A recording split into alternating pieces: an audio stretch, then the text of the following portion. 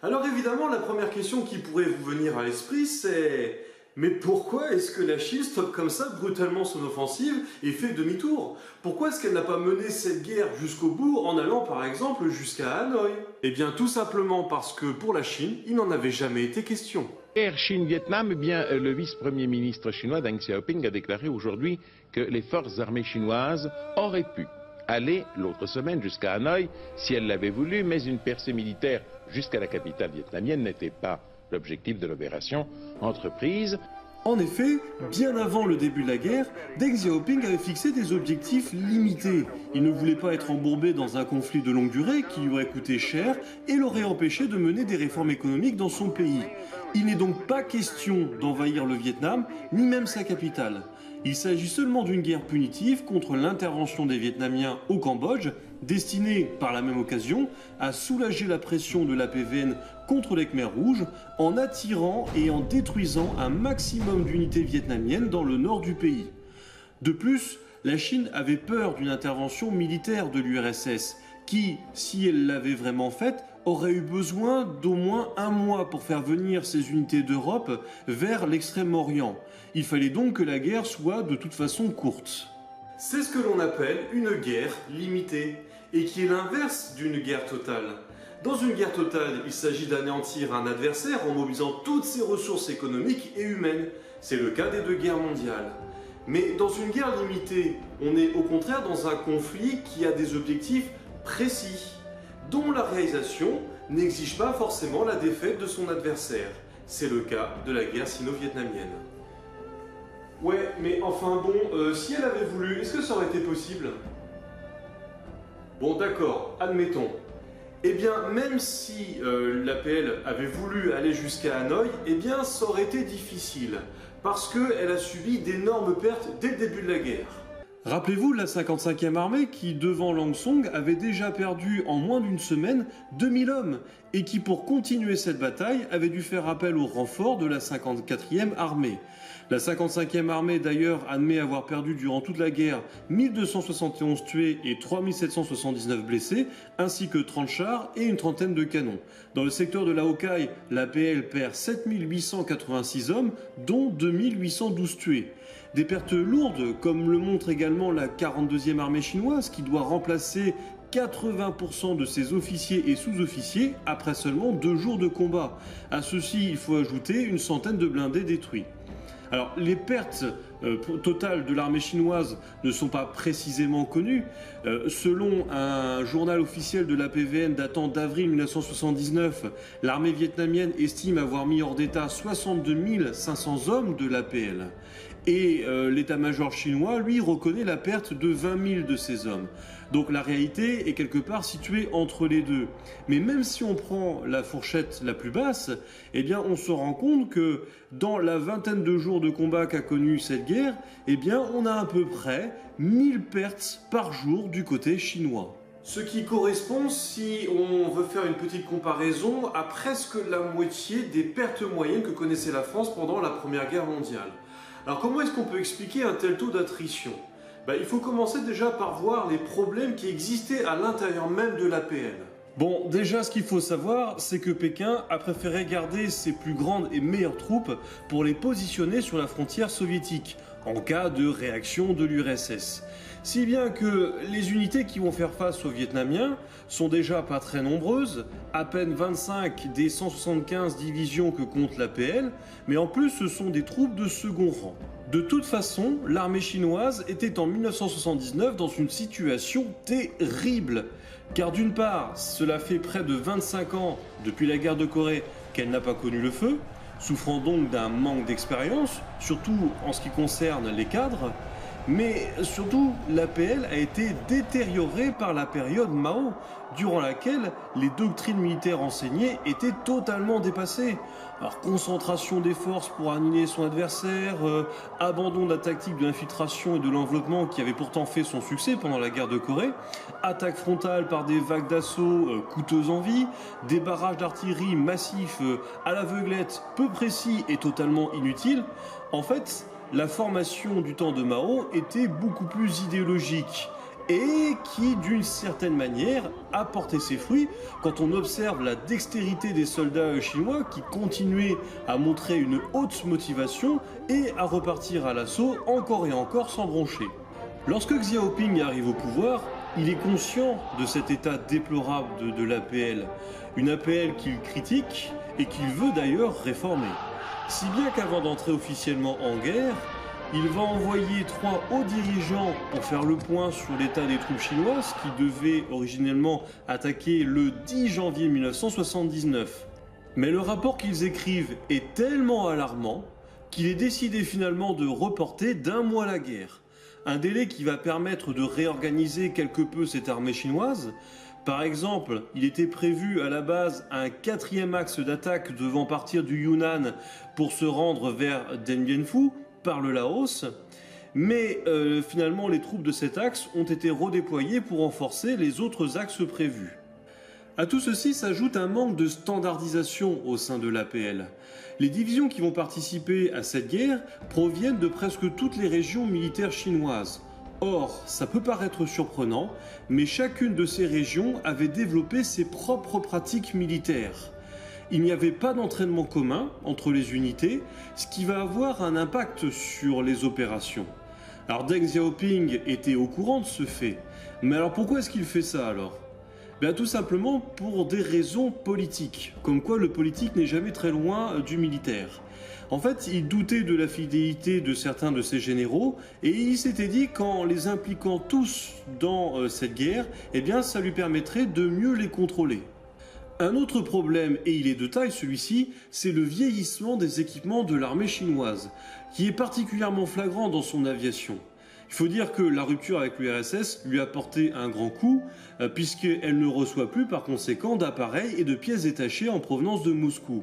Si bien que l'immense majorité de ces 900 appareils déployés pour cette guerre est complètement dépassée. Les 2 tiers sont constitués de MiG-19 ou de sa copie chinoise, le F-6, mais qui sont vraiment là dépassés, étant donné que ce que les Chinois possèdent de plus moderne, ce sont les MiG-21. Mais non seulement ils n'en possèdent que très peu, à peine 28, mais en plus, si vous m'avez bien suivi dans la série concernant la guerre de l'Ogaden, qui s'est déroulée 1 an auparavant, eh bien vous savez que le MiG-21 était déjà dépassé à ce moment-là. Or, non seulement les Vietnamiens, eux, possèdent plus de MiG-21, mais en plus avec des équipements fournis par les Soviétiques qui sont plus sophistiqués et pilotés par des hommes plus expérimentés grâce à l'expérience de la guerre contre les États-Unis. C'est pourquoi le comité central chinois a pris la décision extrême d'interdire tout engagement aérien. Bon, ok, aucun engagement aérien, mais bon, bah c'est pas grave, les appareils vont pouvoir au moins fournir un appui au sol. Bah non, parce que rien ne les garantissait de ne pas croiser un MiG-21 sur leur chemin. En plus, la défense antiaérienne vietnamienne était considérée comme l'une des meilleures de l'Asie. L'expérience de la guerre contre les États-Unis oblige. Enfin, le comité central chinois avait peur qu'utiliser son aviation, c'était accroître le risque d'une intervention soviétique. Donc par souci de discrétion, ils ont préféré ne pas utiliser leur aviation de combat. Alors ça veut dire qu'ils ont déployé 900 appareils pour que dalle ? Presque. En fait, pas tout à fait. On dénombre quand même plus de 8000 sorties de l'aviation chinoise entre le 17 février et le 16 mars. Mais toutes ces sorties sont uniquement des opérations soit de ravitaillement, soit de transport. Mais aucun engagement aérien entre un pilote vietnamien et un pilote chinois n'a été répertorié pendant ce conflit. Et c'est pour ça que je ne vous ai pas parlé de la dimension aérienne pendant tout le début de ma vidéo, contrairement à ce que j'ai pu faire par exemple pendant la guerre de l'Ogaden. C'est tout simplement parce qu'il n'existait pas. Et il y a un fait qui est très révélateur.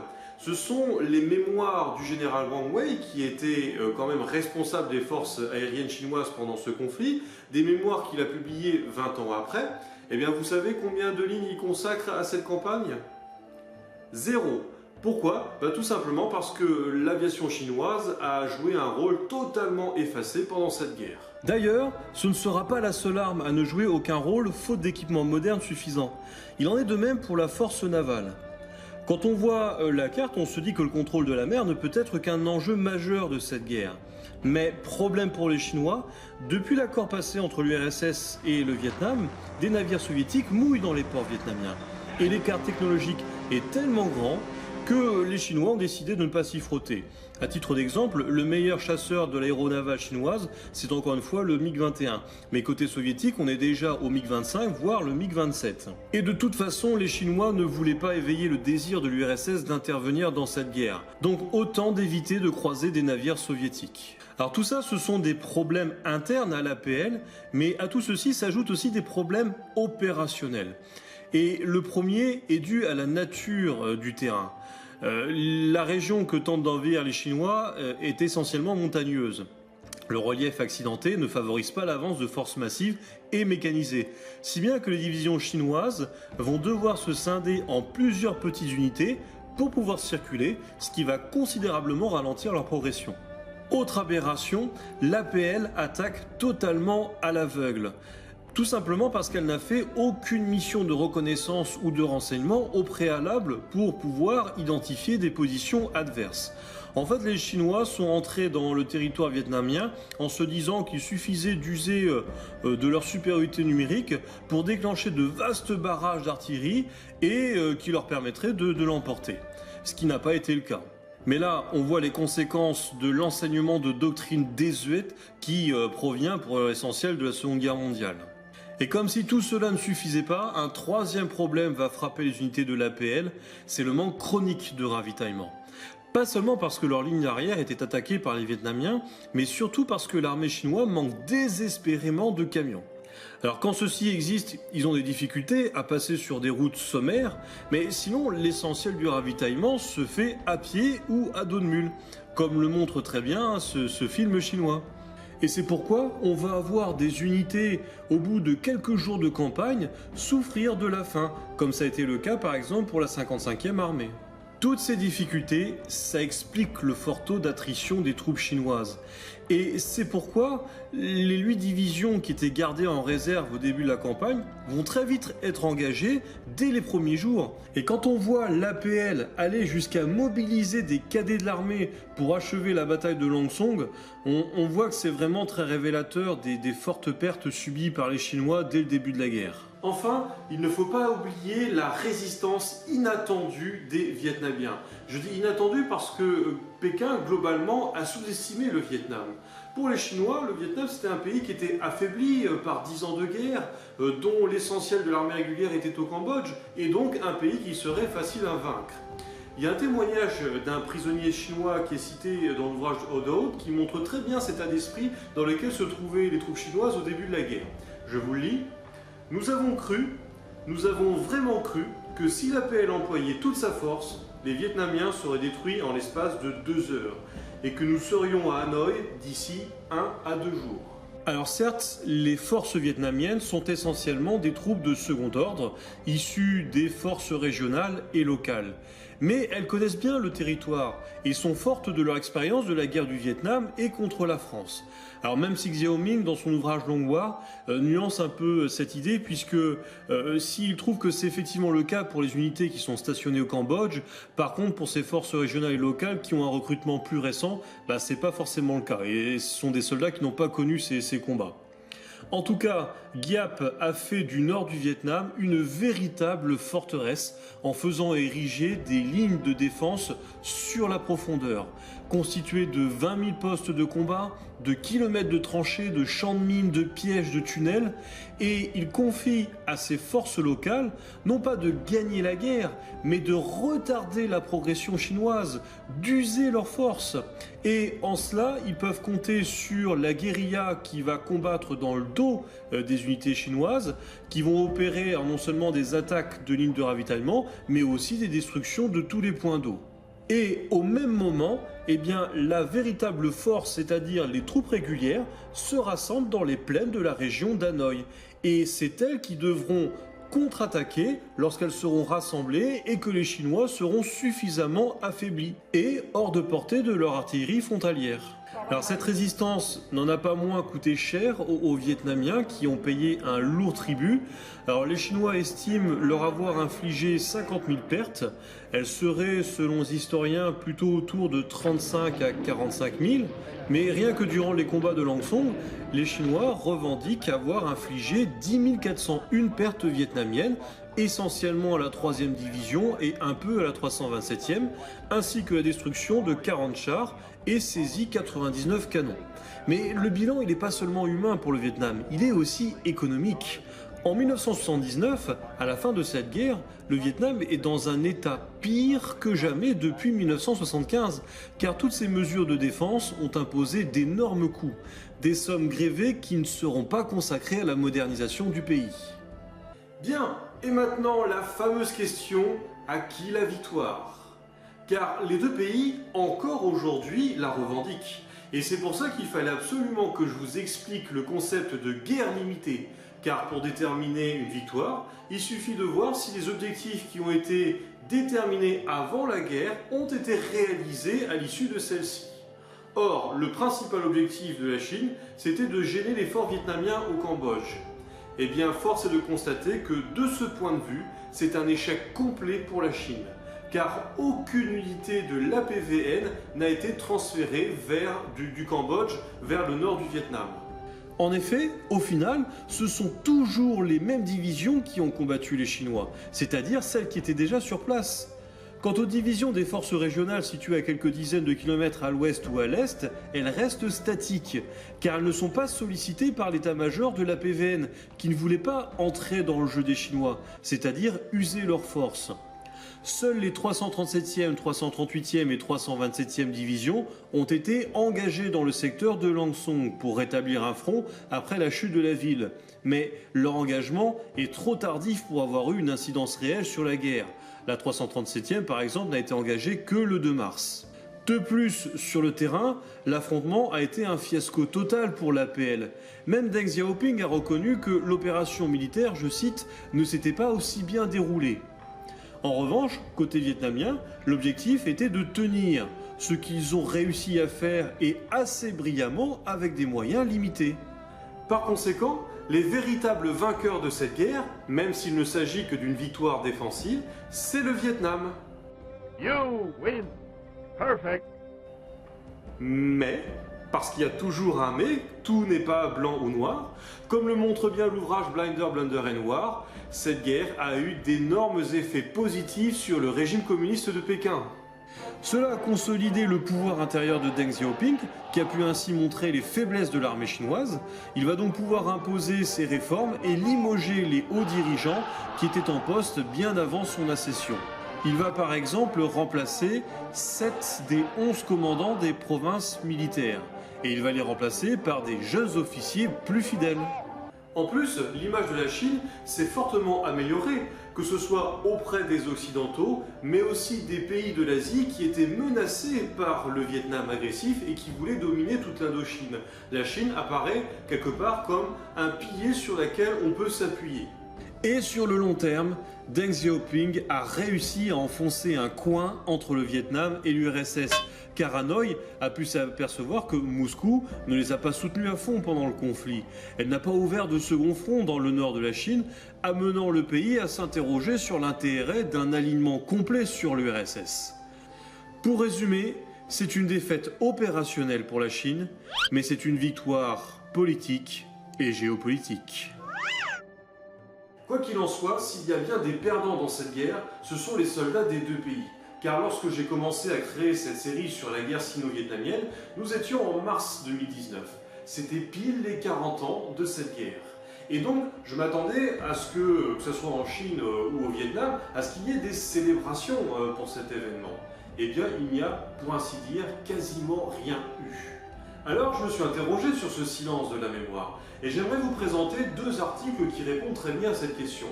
Le premier, il illustre le côté vietnamien et repose sur le témoignage de deux personnages. Le premier, c'est Marie Tran Thi Thuy, je pense que je ne prononce pas très bien son nom. C'est une femme qui a vu son frère, qui était un soldat de la PVN, mourir pendant le conflit. La scène se déroule dans une chapelle, et où elle dit aux journalistes que la mort de son frère n'a été annoncée à sa famille, non pas pendant le conflit, mais un an plus tard, à la fin de l'année 1980, et que pour toute compensation, sa famille n'a reçu que 22 $ par an. Un témoignage, alors cette fois-ci d'un vétéran, qui s'appelle Joseph Tran Van Wong, qui nous dit carrément, je cite, Nous nous sommes battus pour protéger le pays, mais on nous a ignorés. On nous a tout simplement traités injustement. Ça montre bien qu'en fait il y a un silence sur ce conflit au Vietnam. Et pour la première fois, à l'occasion de ces 40 ans, les médias locaux ont eu le droit d'en parler, mais sans utiliser le mot Chine. Alors du côté chinois, c'est encore pire, puisque je vous l'ai annoncé dès le début de cette série, pour Pékin, ce conflit n'en est pas un, c'était tout simplement un incident de frontière. Un incident de frontière qui a impliqué des centaines de milliers de soldats quand même. Donc le deuxième article dont je vous ai parlé tout à l'heure, en fait, se déroule près du cimetière du martyr, où il n'y a, comme le dit l'article, pas de trompette, pas de fleurs, le régime n'en parle pas. Alors il y a bien quelques rassemblements d'anciens combattants, mais ce sont des rassemblements privés. En fait, les autorités hésitent à organiser de tels événements. Alors, pourquoi tout ça? Pourquoi ce silence de la mémoire? Pourquoi est-ce que les deux pays cherchent à cacher l'histoire de ce conflit? Eh bien, il y a plusieurs explications. La première, c'est que par la suite, même s'il y a encore eu des conflits frontaliers, plutôt des incidents là pour le coup dans les années 1980, les deux pays ont cherché par la suite à rétablir de bonnes relations. En 1991, le Vietnam évacue le Cambodge. Et donc, on a sacrifié la mémoire sur l'autel des bonnes relations. On ne voulait pas raviver les tensions. Et encore aujourd'hui, on ne veut pas rappeler à la Chine qu'elle a été battue par une armée constituée pour l'essentiel de soldats locaux. D'autant plus qu'il y a encore des revendications territoriales entre ces deux pays. Donc en fait, c'est le silence. On ne veut pas en parler pour ne pas raviver les tensions entre les deux pays. Même si, comme vous avez pu voir, ça commence à bouger puisque dans les deux camps, que ce soit des vétérans ou de la famille des vétérans, on revendique l'idée de célébration publique. Ça, on le verra si ça évoluera au cours du temps. Dernier point dont je voulais aborder avec vous, ce sont les conséquences de ce conflit sur un champ disciplinaire qui s'appelle la géopolitique. En France, le mot géopolitique était tabou depuis la fin de la Seconde Guerre mondiale, tout simplement parce qu'il était associé à l'idée de guerre, tel qu'il était au XIXe siècle, mais surtout, il était utilisé par les nazis pour justifier leurs revendications territoriales. Donc, la géopolitique, il fallait mieux pas en parler en France dans les années 50-60. Sauf que, au cours de ce conflit, mais aussi de l'occupation du Vietnam dans le Cambodge, il y a l'éditorialiste ou le directeur de journal, je ne sais plus exactement, du Monde, qui en fait s'étonnait de ce conflit entre deux pays communistes. Et en fait, il termine son article par « c'est de la géopolitique », une façon de dire que c'est du cynisme d'État. Et en fait, ce mot géopolitique, grâce à cet article, est revenu à la mode, puisque par la suite, des journalistes ont repris ce mot, et 3 ans plus tard, vous avez un certain Yves Lacoste, qui va créer la revue Hérodote, avec un sous-titre « Revue de géographie et de géopolitique ». Voilà ce que je pouvais vous dire sur ce conflit sino-vietnamien. J'espère qu'elle vous aura plu. Elle a demandé beaucoup de travail, ça fait depuis à peu près 5 mois que j'y suis. Alors je vais vous demander un petit effort si vous n'avez juste que quelques secondes à me consacrer. C'est soit de liker cette vidéo ou même si vous pouviez adhérer à cette chaîne. J'attends de vous évidemment que vous me posiez des questions si vous en avez. N'hésitez pas non plus à dire ce que vous avez trouvé bien ou de moins bien. En tout cas, je vous dis à très bientôt pour une prochaine série. Et d'ici là, longue vie et prospérité!